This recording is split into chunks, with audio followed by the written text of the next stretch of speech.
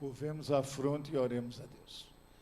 Querido Deus e Pai nosso, vem nos ajudar, vem nos inspirar, vem nos motivar, vem nos salvar. Abençoe este culto que o teu povo oferece, tanto aqueles que estão em casa como aqueles que estão aqui, que seja para a honra e glória do teu nome. Nós te pedimos em nome de Cristo. Amém. Pode sentar. Muito bom dia, todos os irmãos que estão assistindo o culto presencialmente, também aos irmãos que estão em casa ou em algum outro lugar, mas estão acompanhando pela internet. Que a graça de Deus esteja com todos nós e através dessa mensagem nós possamos aprender de Cristo, da sua palavra. Hoje faz 503 anos da Reforma Protestante do século XVI. No dia 31 de outubro de 1517, um monge católico alemão da Ordem de Santo Agostinho, ele fixou ou afixou 95 teses teológicas falando contra as indulgências e também outros temas teológicos. O nome dele é Martinho Lutero. E Martinho Lutero começa assim aquilo que ficou chamado como protestantismo, ou movimento protestante. 31 de outubro de 1517, portanto, 503 anos que isso aconteceu. É isso? É isso, né? 503 anos. Abra sua Bíblia em João, Evangelho de João, capítulo 8, verso 32. Texto muito conhecido de todos. O tema da mensagem nesta manhã é o poder libertador da verdade. O poder libertador da verdade. João 8, 32. E conhecereis a verdade, e a verdade vos libertará. E conhecereis a verdade, e a verdade vos libertará. Quem tem medo da verdade?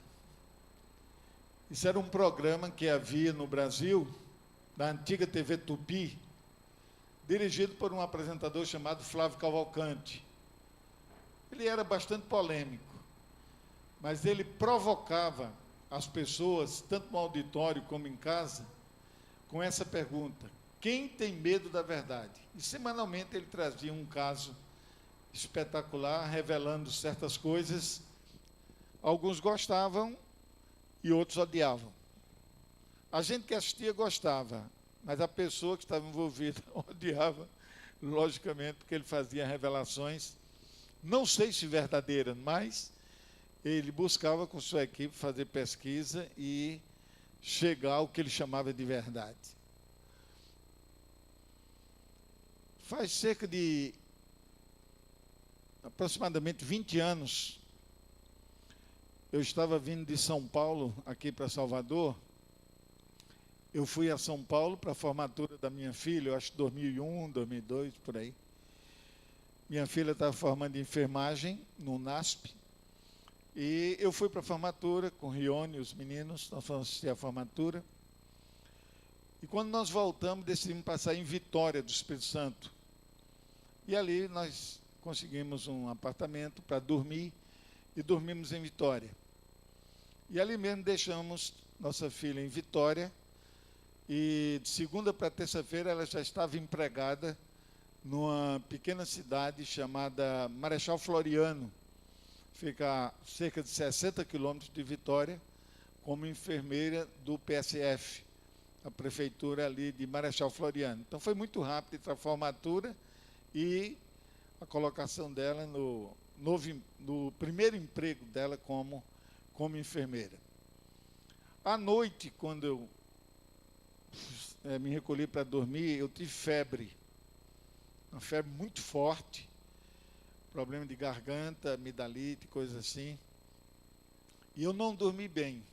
Foi uma Uma noite bem tranquila para dormir. Mas de manhã eu tinha que viajar para cá. De Vitória para cá dá 1.350 quilômetros. É bem longe. E eu peguei o carro, saí, mas não me senti bem na estrada. E eu entreguei o carro para meu filho, Ebenezer. Ebenezer tinha somente 17 anos na época. Ele não era habilitado, ele não tinha carteira. Mas eu pedi que ele levasse o carro, ele sabia dirigir. E eu vinha supervisionando, eu vinha de lado supervisionando. Quando nós chegamos perto de um município chamado Santa Luzia, já aqui na Bahia, perto de Itabuna, chegamos numa reta bem grande, descendo. Nós descobrimos que havia uma blitz na 101, da Polícia Rodoviária Federal. E você sabe o impacto, né? Garoto sem carteira. Ainda era o antigo Código de Trânsito, não era esse atual, era um antigo. Nós paramos o carro no acostamento, eu peguei o carro e trouxe. E o policial pediu que eu parasse. A primeira pergunta que ele me fez: quem vinha dirigindo? Lógico, era uma reta, dava para ele ver que alguma coisa aconteceu, porque eu parei lá em cima e depois saí. Quem vinha dirigindo o carro? Aí eu disse para ele: era eu que vinha dirigindo. Desculpe, era meu filho que vinha dirigindo. Eu não estava passando bem, eu tive muita febre à noite e pedi para meu filho trazer o carro. Ele sabe dirigir, tem 17 anos, não tirou a carteira ainda por causa da idade, está esperando completar 18 para tirar a carteira. Mas ele vinha dirigindo. Aí o policial disse: olha, eu vou perdoar o senhor porque o senhor está falando a verdade. Olha o poder da verdade. Eu vou perdoar, não vou multar, porque o senhor me falou a verdade. O senhor não tentou enganar nem camuflar. Eu agradeci e vim embora. Isso faz quase 20 anos. E eu ainda me lembro dessa frase: eu vou lhe perdoar porque você falou a verdade. Olha que poder a verdade tem, né? Nas coisas simples do dia a dia, é sempre melhor se falar o quê?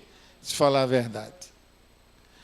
Abra sua Bíblia em Daniel, capítulo 8, versos 9 a 12. Versos 9 a 12. Profeta Daniel, capítulo 8, e os versos 9 a 12. Isso é uma profecia que também inclui problema de tempo. E Daniel recebe a seguinte mensagem, ele escreve: de um dos chifres saiu um chifre pequeno. Estou lendo Daniel 8, 9. De um dos chifres saiu um chifre pequeno, e se tornou muito forte para o sul, para o oriente e para a terra gloriosa. Cresceu até atingir o exército dos céus. Alguns do exército das estrelas lançou por terra e os pisou. Sim, engrandeceu-se até ao príncipe do exército. Dele tirou o sacrifício diário e o lugar do seu santuário foi deitado abaixo. Verso 12. O exército lhe foi entregue com o sacrifício diário por causa das transgressões, e deitou por terra a verdade, e o que fez prosperou.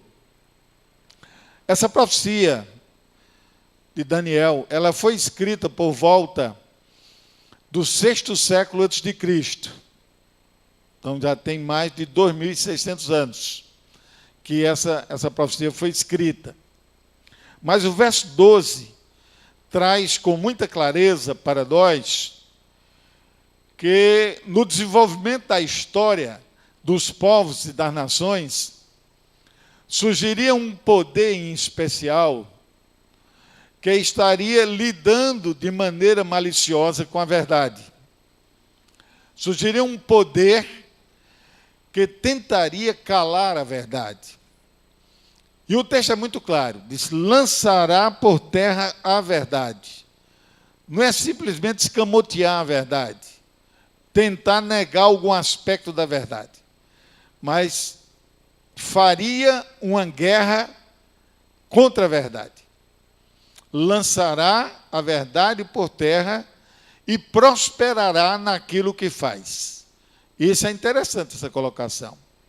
Lançará a verdade por terra e prosperará naquilo que faz. Note, a profecia foi escrita cerca de 600 anos antes de Cristo. Daniel viveu ali em Babilônia até mais ou menos o início do governo do rei Ciro, da Pérsia. E a verdade de Deus tem sido vítima, tem sido alvo de muita perseguição, de muita tentativa de que essa verdade divina seja calada, seja silenciada. Porque Satanás, ele tem uma guerra especial contra a verdade. Quem se junta a Satanás nunca é amigo da verdade de Deus. Quem faz parceria com Satanás sempre é o inimigo da verdade. E quem é amigo da verdade jamais aceita parceria com Satanás. Uma coisa leva sempre a outra. Mas o que é a verdade? Essa pergunta foi feita por Pôncio Pilatos quando ele estava investigando Jesus. Estava interrogando Jesus lá no seu palácio. Pilatos falava latim, e em latim, Pilatos perguntou a Jesus assim: quid est veritas? Isso em latim. Em português significa o que é a verdade. Mas Pilatos não quis saber da verdade. Na verdade, Pilatos deu as costas para Jesus, foi até o pretório e ali apresentou Jesus para a multidão. Mas ele não escutou de Jesus o que é a verdade. Então nós perguntamos a vocês hoje: o que é a verdade? Que Satanás tem tanto ódio, Satanás move todas as forças, todos os movimentos humanos possíveis para que a verdade seja calada, para que a verdade seja interrompida, bloqueada, impedida. O que é a verdade? Com fundamento da Bíblia, eu escolhi 3 coisas em especial que a Bíblia diz que é verdade. E vocês vão ver a razão por que Satanás tem tanto ódio da verdade. Primeiro, Salmo 119, versos 142. Salmos 119 e o verso 142. Esse é o primeiro elemento de verdade que provoca a raiva de Satanás, provoca o ódio de Satanás. E ele tem trabalhado exatamente contra isso aqui. A tua justiça é justiça eterna. Olha o que o salmista está dizendo sobre a justiça de Deus. A tua justiça é justiça eterna. E a tua lei é o quê? Igreja? É a própria verdade. Vamos repetir? Vamos ler todo mundo junto? A tua justiça é justiça eterna e a tua lei é a própria verdade. Daí a razão porque o diabo tem tanta raiva da lei de Deus. Porque ele sabe que a lei de Deus é uma expressão do caráter de Deus. É uma revelação do caráter de Deus. Satanás conviveu com Deus no céu. E uma das acusações que Satanás fez a Deus, segundo alguns livros, que nós chamamos livros do Espírito de Profecia, como Patriarcas e Profetas, História da Redenção e outros, é que Deus é um Deus injusto e que não cumpre com a lei que ele estabelece.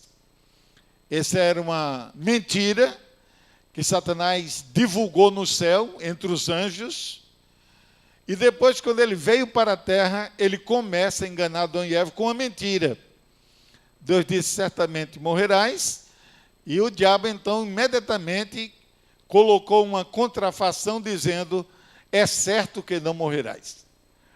Então, note, o diabo não gosta da lei. pelo menos duas atitudes de Satanás contra a lei. Primeiro, negar a existência da lei.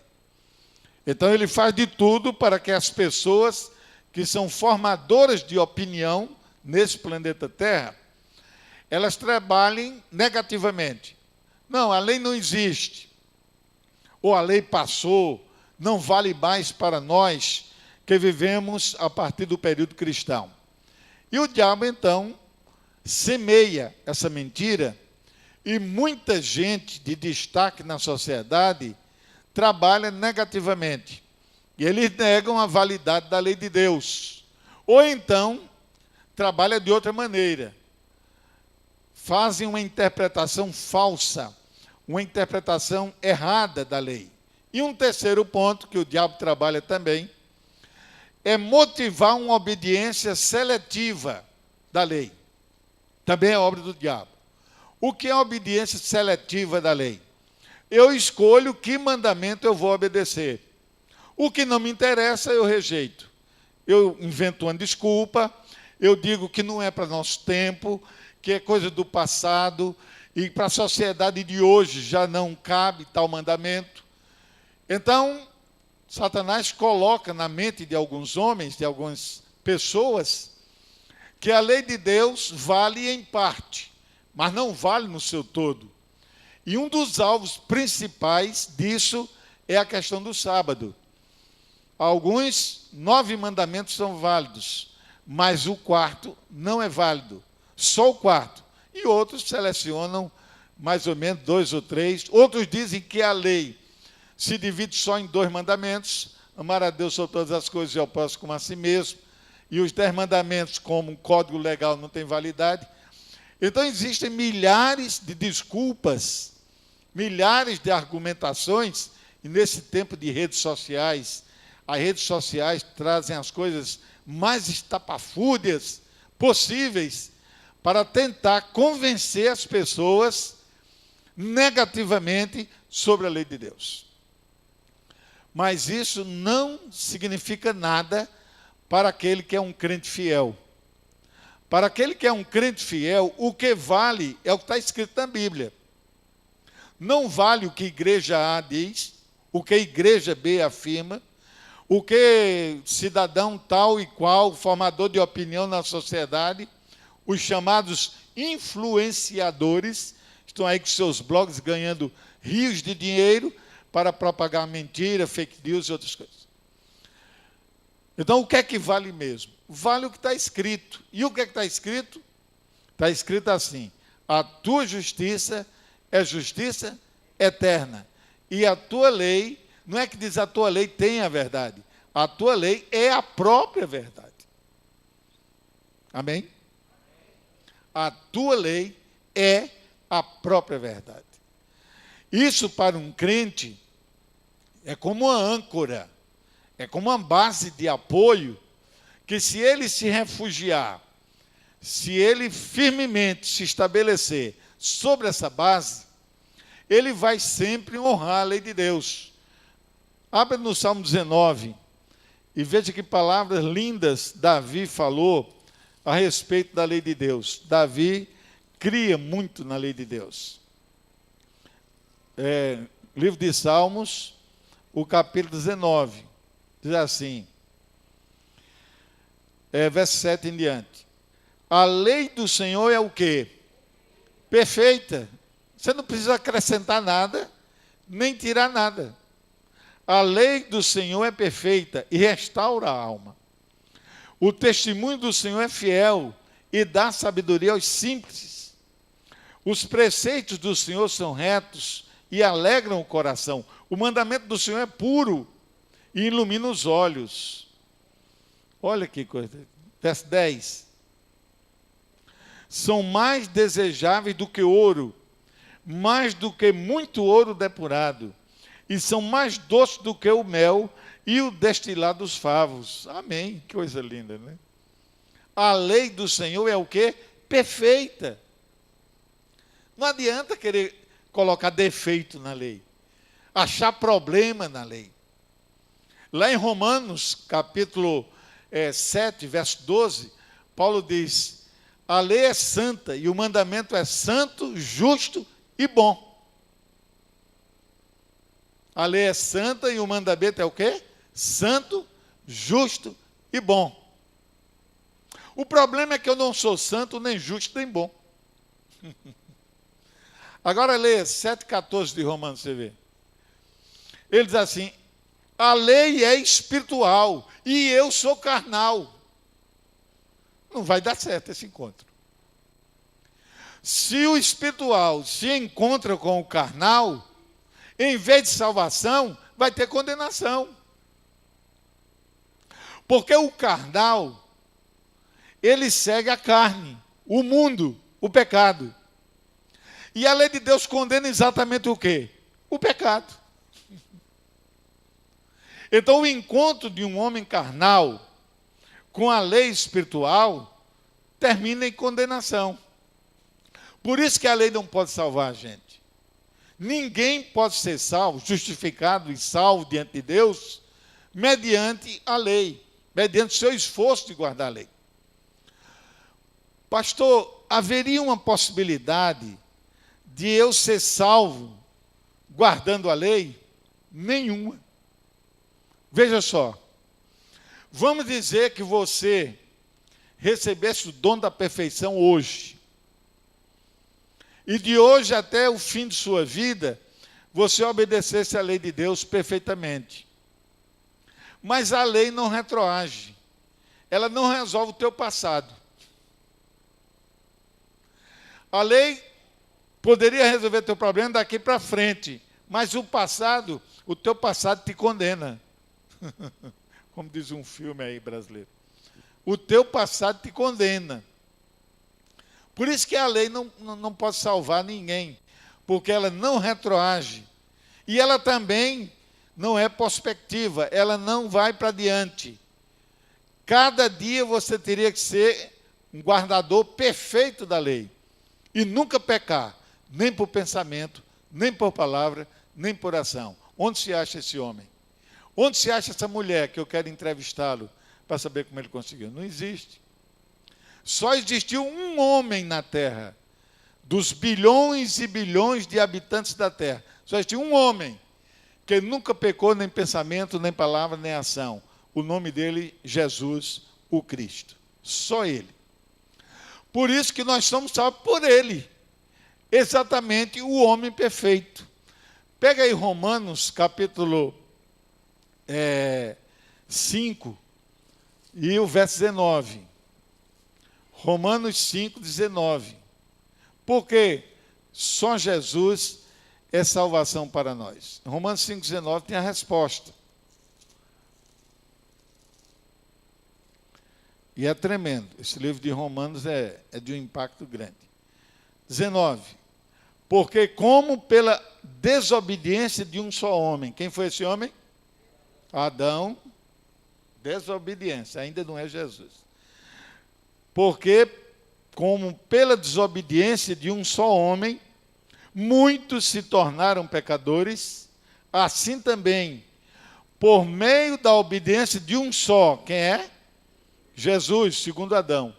Por meio da obediência de um só, muitos se tornarão justos. Qual é a única maneira de ser declarado justo pelo céu? Aceitando pela fé a obediência perfeita de Jesus. Ah, pastor, mas eu obedeço a lei. Não, você não obedece à lei de Deus. Você se esforça para obedecer, mas erra muitas vezes. E a própria Bíblia diz, se você peca um só mandamento, transgrediu todos. Está lá em Tiago 2. Ninguém obedece de maneira perfeita. Existem dois tipos de obediência. Preste bem atenção nisso aqui que eu vou ensinar. Causa muita confusão no meio teológico. E muita gente confunde as coisas. Existem dois tipos de obediência. Uma obediência é chamada obediência penitencial e vicária. Expiatória. Penitencial, vicária e expiatória. Esse é um tipo de obediência. Para você dar à lei de Deus uma obediência penitencial, vicária e expiatória, você tem que ser perfeito e nunca pecar, nem por pensamento, nem por palavra, nem por ação. Então só teve um homem que teve obediência vicária e expiatória. Por isso que ele morreu em nosso lugar, para pagar por todos os nossos pecados. E esse homem foi Jesus. Ele nunca pecou, nem por palavra, nem por ação, nem por pensamento. Então, Jesus, ao morrer na cruz, ele não estava morrendo porque ele tivesse pecado. Ele não estava morrendo porque tinha culpa. Ele estava morrendo porque ele se deu para morrer por nós. Ele se entregou para morrer por nós. Lá em João, capítulo 10, versos 17 e 18, ele diz: eu dou a minha vida.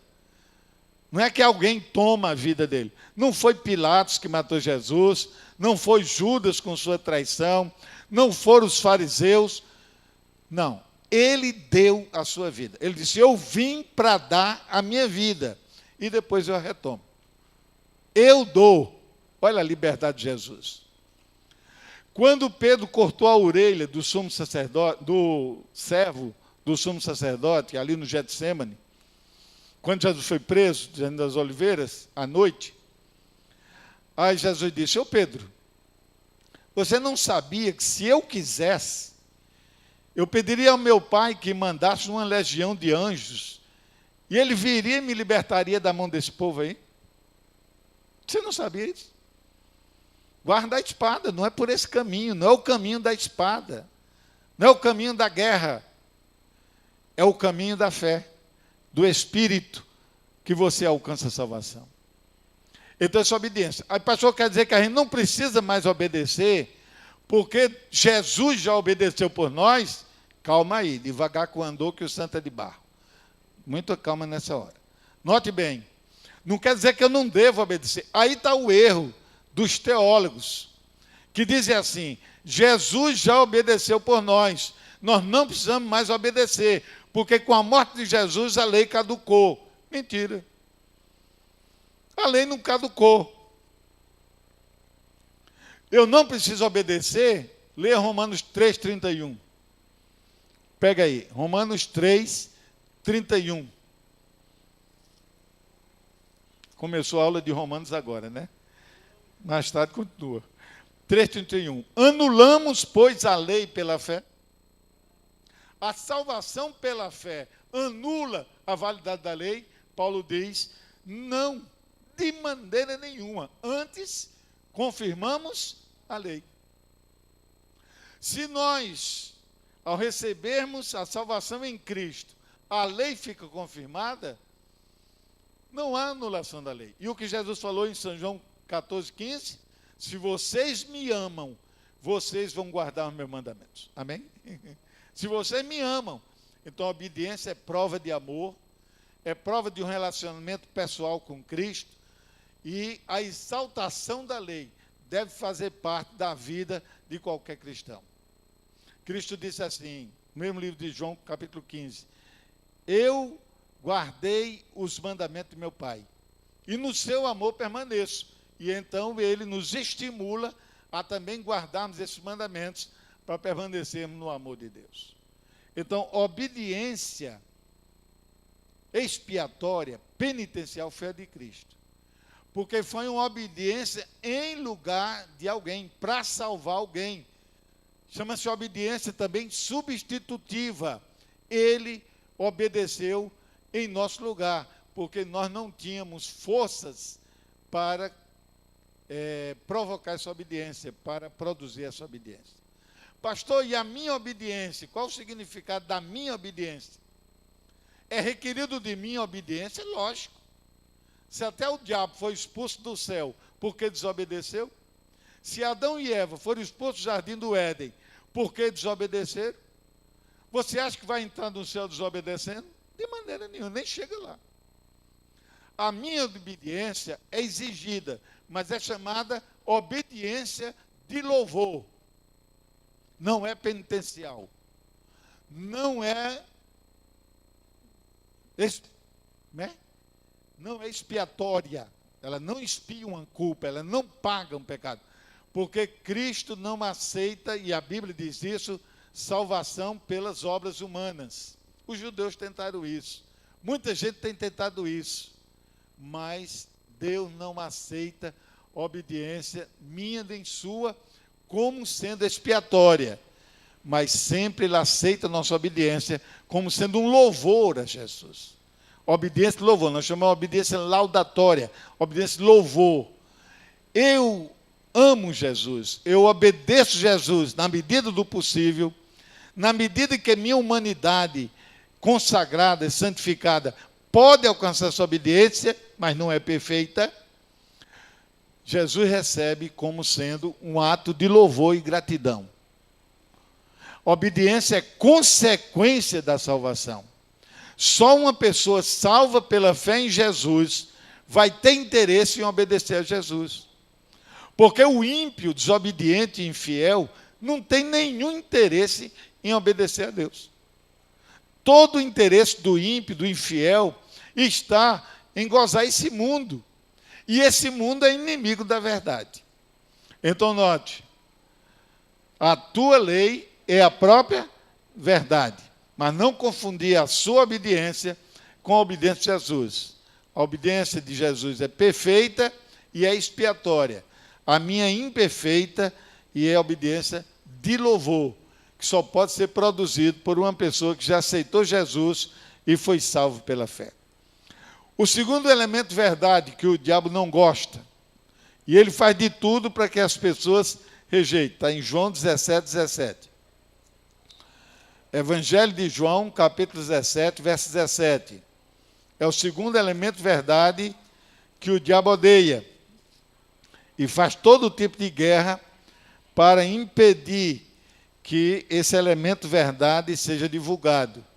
Jesus disse assim: santifica-os na verdade, a tua palavra é a verdade. Então, o primeiro elemento verdade é a lei de Deus. E o segundo elemento verdade é o quê?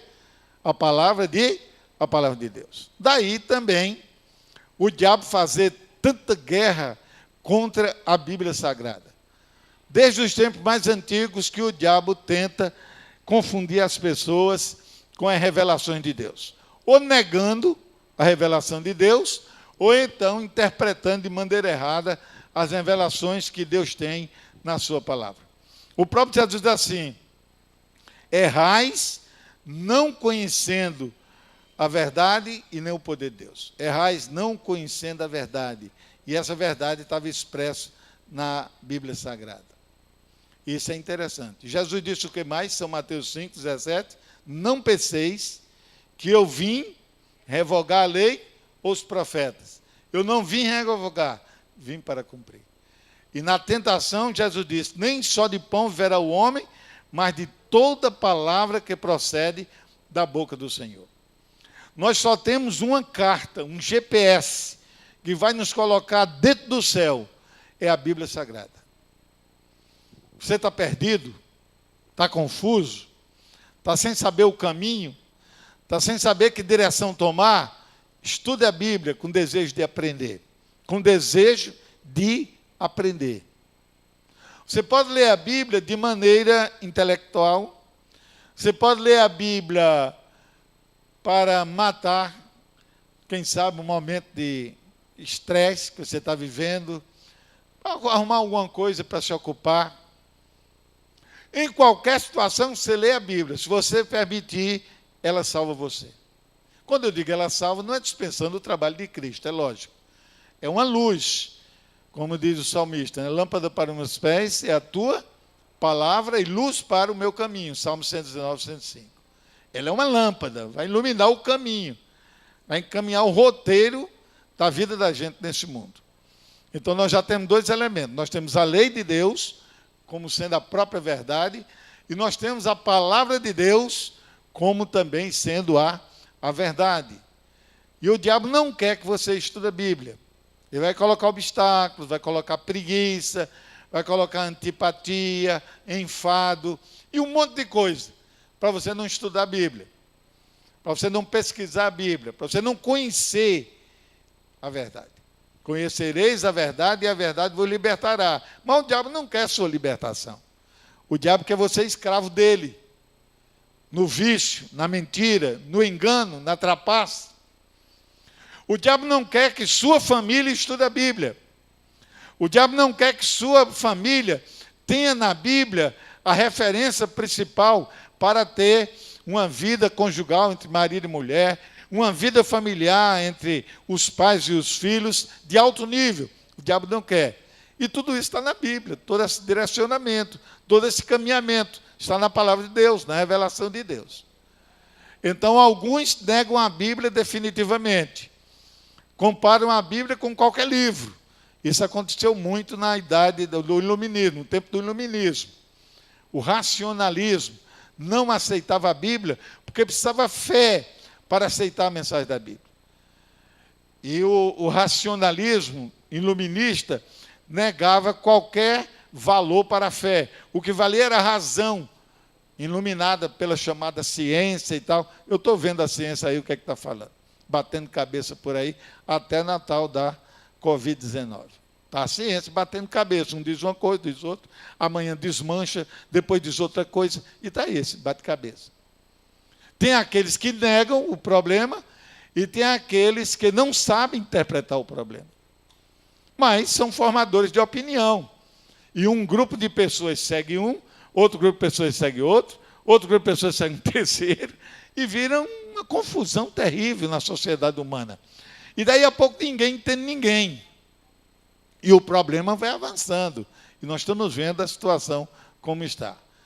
Então, a sua segurança está que sua vida seja pautada pela palavra de Deus. A sua segurança está a fazer da palavra de Deus um GPS da sua caminhada para o céu. Vai te deixar dentro do céu, lá junto da árvore da vida. Amém? A palavra de Deus. Você ama a palavra de Deus? Você sente alegria e prazer em sentar-se e gastar 1 hora, 2 horas estudando a palavra, meditando na palavra, absorvendo o conteúdo da palavra de Deus? É Deus falando com você através da palavra. Através da oração você fala com Deus, mas através da Bíblia Deus fala com você. E você precisa dos dois. Você precisa da oração, conversar com Deus, e você precisa da palavra para saber o que Deus está dizendo.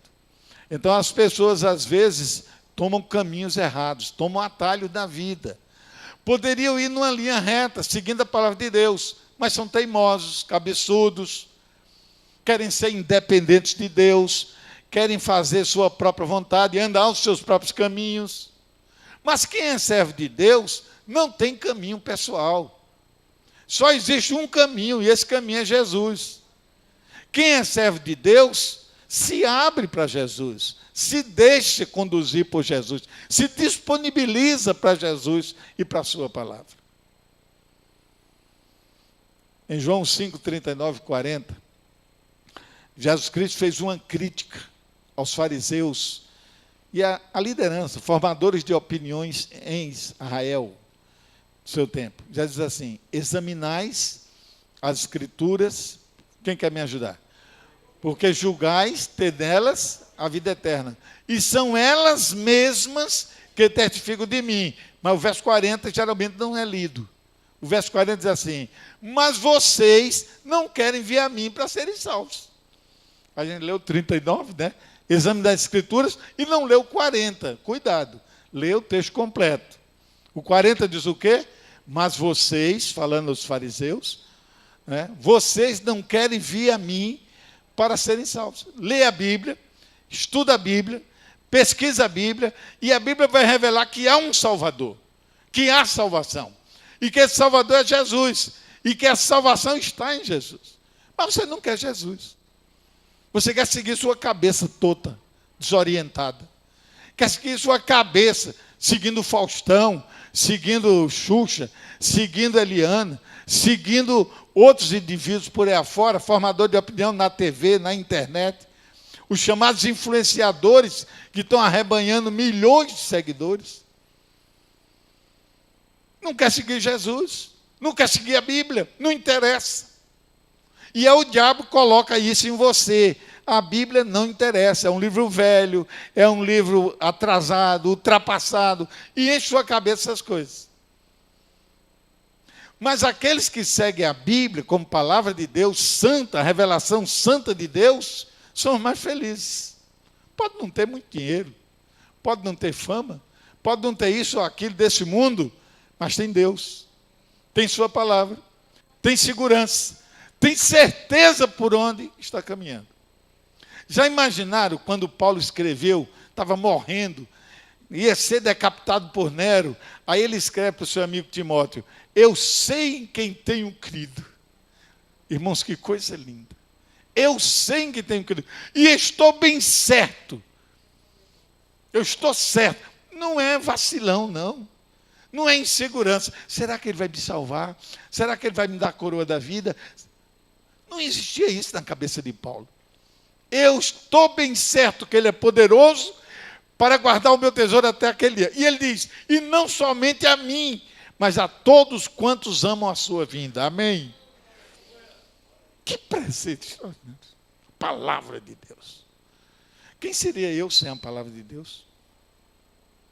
Eu era um menino pobre, nasci numa roça, não tinha nem cama para dormir, não tinha água encanada, não tinha luz elétrica, não tinha nada. Era um pobretão, ninguém sabia da minha existência, tinha medo de falar com o povo, tinha vergonha de comer na casa de alguém, pobre, desajeitado, tímido até o último grau. Aí um dia, eu conheci a palavra e conheci Jesus. E eu fui batizado com 16 anos de idade, embora já seguisse a igreja há 5 anos, eu fui batizado. E um dia me mandaram eu pregar numa igreja, na minha igreja, culto de quarta-feira. Eu escrevi um texto ali para pregar meia hora, em 15 minutos já tinha dito tudo e o joelho batia assim, tremia. Vergonha de encarar o público, meio de encarar o público. A pessoa que estudou mais na minha casa estudou até o 4º ano primário. Eu fui o primeiro que ultrapassei, fui para o ginásio, fui para o curso de contabilidade, depois fiz uma primeira faculdade, depois fiz uma segunda. E fui pregando, e não desisti, e pregando, ou bom, ou fraco, ou mais ou menos, não importa, mas Deus me fez um pregador. E posso pregar a vocês. A segurança não está em mim. Eu continuo aquele mesmo menino lá, nesse corpo de velho, de quase 70 anos. Mas a palavra do Senhor está aqui. A palavra do Senhor definiu minha jornada nesse mundo. E não importa se eu esteja na obra como pastor assalariado, se eu esteja fora da obra porque entreguei a credencial, onde eu esteja, não importa. O que importa é Cristo, sua palavra, sua justiça, que deve predominar na minha vida, não o que eu penso, o que eu acho. Erro muito, dou cabeçada, me atrapalho em muita coisa, mas a misericórdia do Senhor, o perdão do Senhor, a ajuda do Senhor me fez chegar até aqui. 4 filhos, 8 netos, além de um que morreu, seriam 9. Quem seria eu, casado com uma mulher linda ali, está ali, ó, bonitona.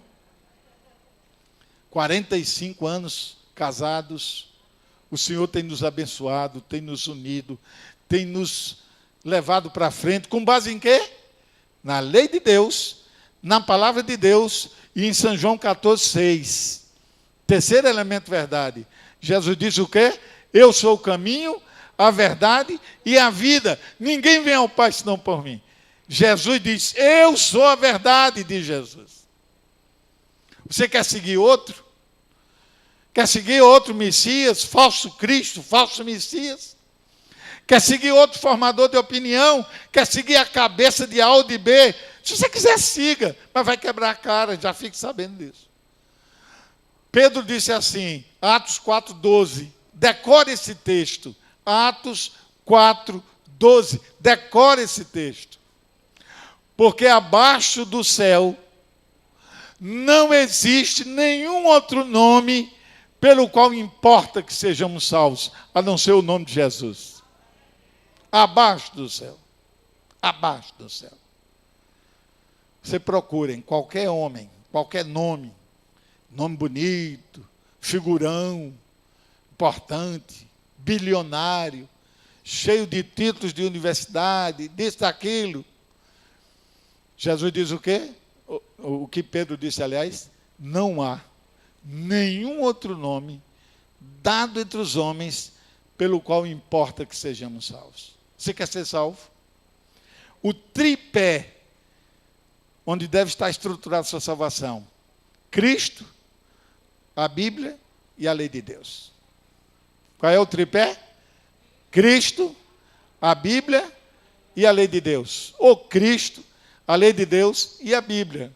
Só Cristo deve ficar em primeiro lugar. Os outros dois são semelhantes, pode ficar ou na frente ou atrás, não tem importância.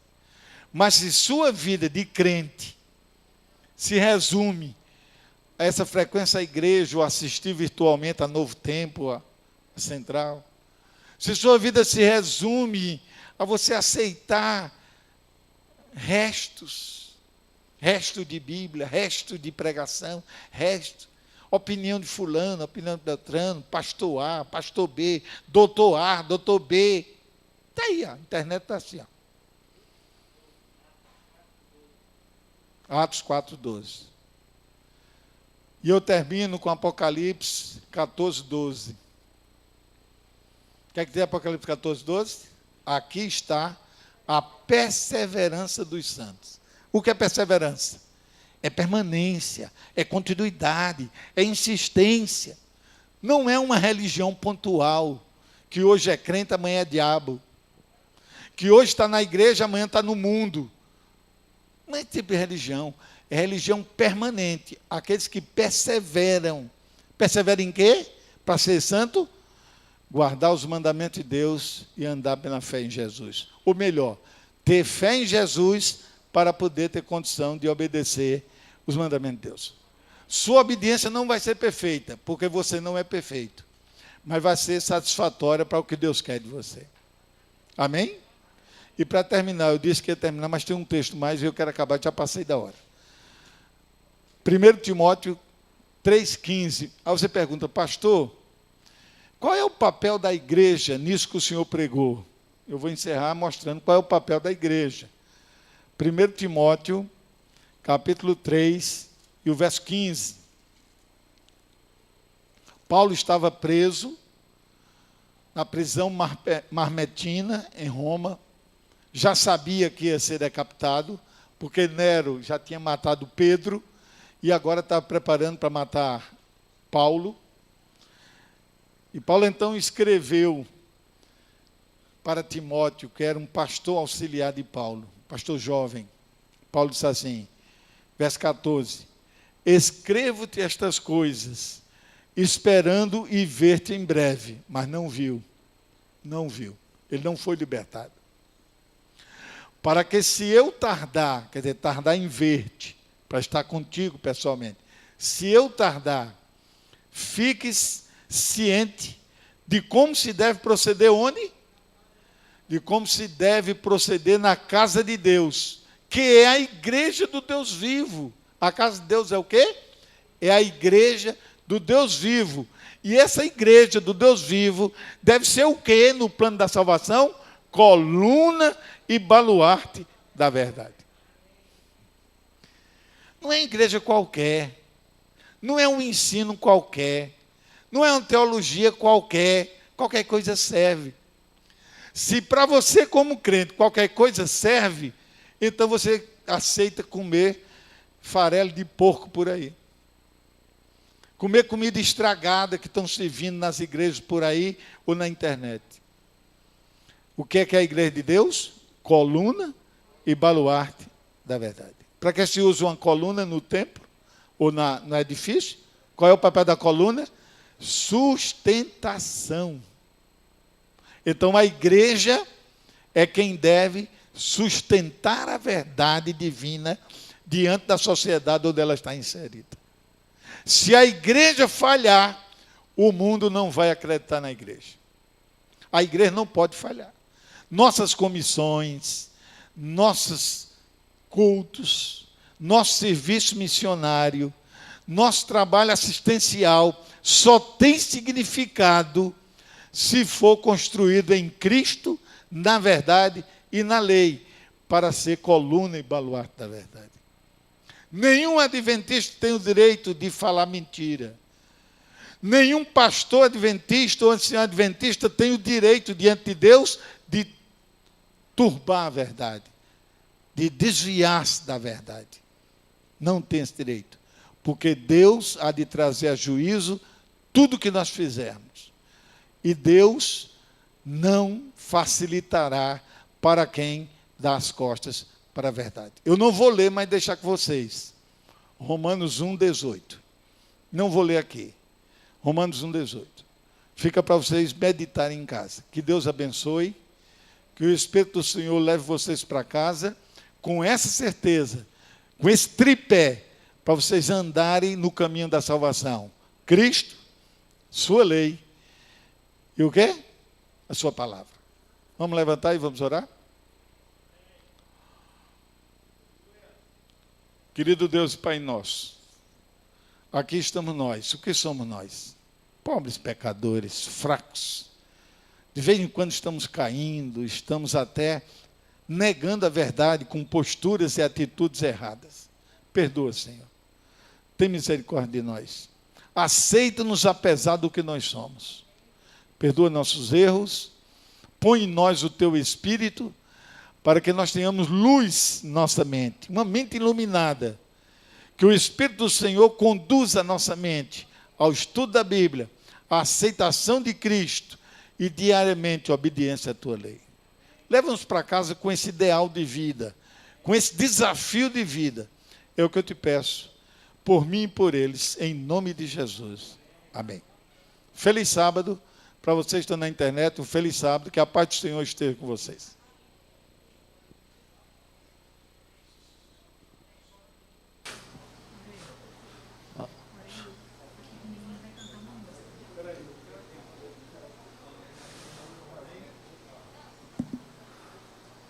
Nós agradecemos ao pastor Toniel pela bela mensagem. A saída vai ser ordenada, mas nós vamos ter uma reunião administrativa. Aqueles que pertencem à Igreja Central do Salvador estão sendo convidados a ficar, mas essa reunião será semipresencial também, poderá ser feita online. Os que vão sair, por favor, obedeça ao direcionamento dado pelos diáconos.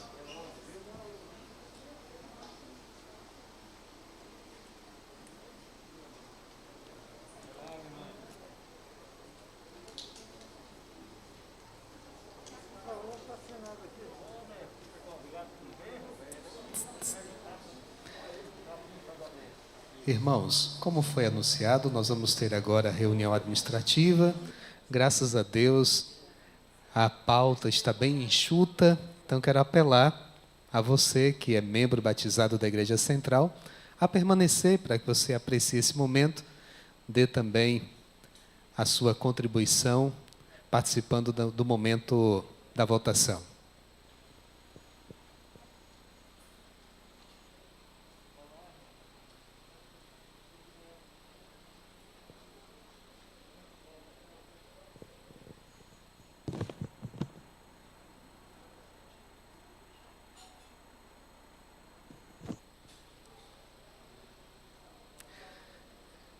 Quero só completar a última informação para aqueles que estão acompanhando pela internet.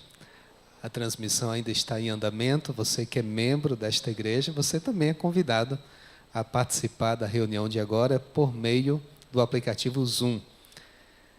De forma bastante intensa, o link da sala virtual foi pulverizado nos últimos dias, foi divulgado. Mas caso você precise, é só fazer contato com qualquer um de nós aqui da igreja, um dos líderes da igreja, próximo a você, e esse link certamente vai ser compartilhado com você.